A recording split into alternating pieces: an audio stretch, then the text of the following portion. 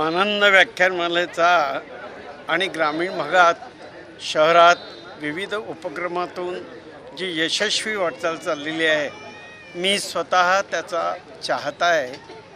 आणि व्याख्यानमालाच्या आयोजनापासून प्रवासाच्या व्यग्रतेत किमान एखादं पुष्पसुद्धा मी जातेने उपस्थित राहत असतो। समाजाचा श्रोत्यांचा अपूर्व प्रतिसाद दरवर्षी या व्याख्यानमालाला मिळत असतो।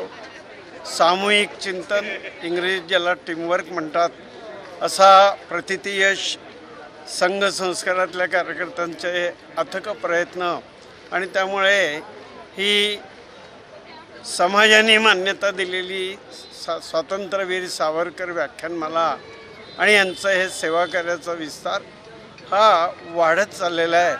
आज पहिलं पुष्प असताना शेफालीताईंच्या व्याख्यानासाठी उदंड प्रतिसाद या व्याख्यानमालाला मिळाला। खरं म्हणजे संभ्रमोत्सव सगळ्या खुर्च्या भरतील का नाही आणि म्हणून माझंही मागे लक्ष जात होतं, पण पहिला दिवस असताना अत्यंत वेळेवर सगळ्या खुर्च्या भरलेल्या होत्या आणि शेफालीताईंच्या अभ्यासपूर्ण प्रभावी वक्तृत्व असणाऱ्या व्याख्यानाला आलेल्या श्रोत्यांनी उदंड प्रतिसाद दिला।